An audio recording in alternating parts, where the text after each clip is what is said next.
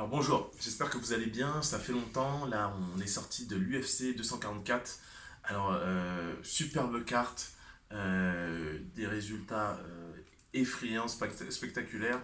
Là je suis obligé de m'excuser parce que par rapport à mes pronostics, je pense que c'est l'une des premières fois où je me trompe, mais en gros on a eu en main card Masvidal qui a fait un énorme travail.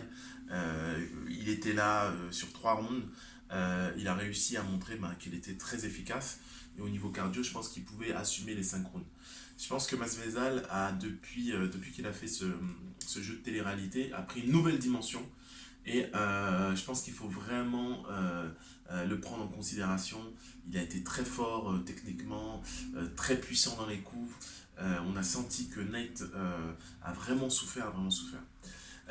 L'autre leçon, j'avais pas parlé de ce match parce que j'estimais que c'était un match qui était trop sur le hype. En fait, c'était Corey Anderson contre Johnny Walker. Et Johnny Walker, tous ses combats se sont arrêtés au bout de 2 minutes. Là, c'est la même chose, ça s'est arrêté au bout de 3 minutes. Mais cette fois-ci, en fait, il a été mis KO par Corey Anderson. En fait, c'était le pas de trop.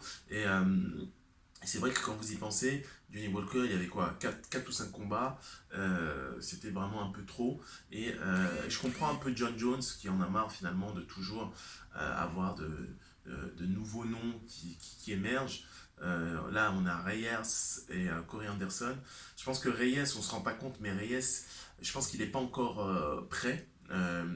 Avant de battre justement il a battu qui? Il a battu Wildman. Avant de battre Wildman, Reyes, il a eu un gros match, une grosse controversie où il a gagné, mais sans vraiment gagner.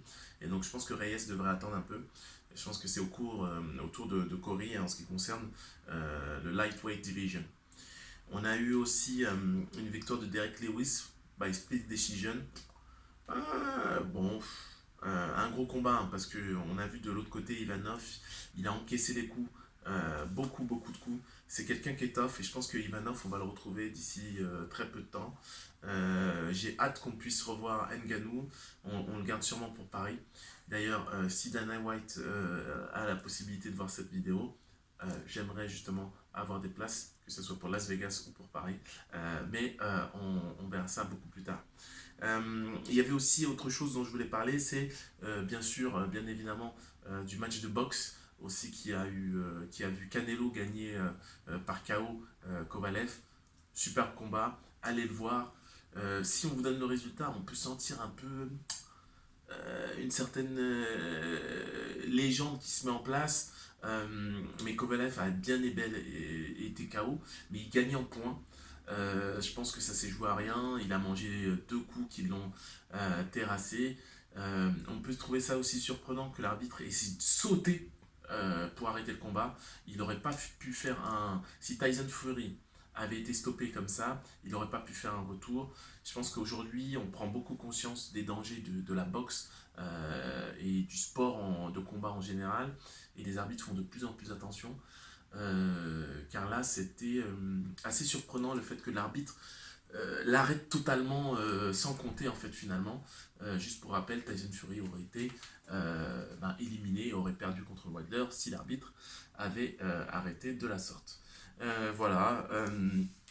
Quoi d'autre? Oui, sur cette carte UFC 244, on a aussi le retour, bien sûr, de Kevin Lee. J'en parlais, il n'avait pas le choix. Le retour de Wonderboy, j'en parlais aussi. Ils n'avaient pas le choix en fait.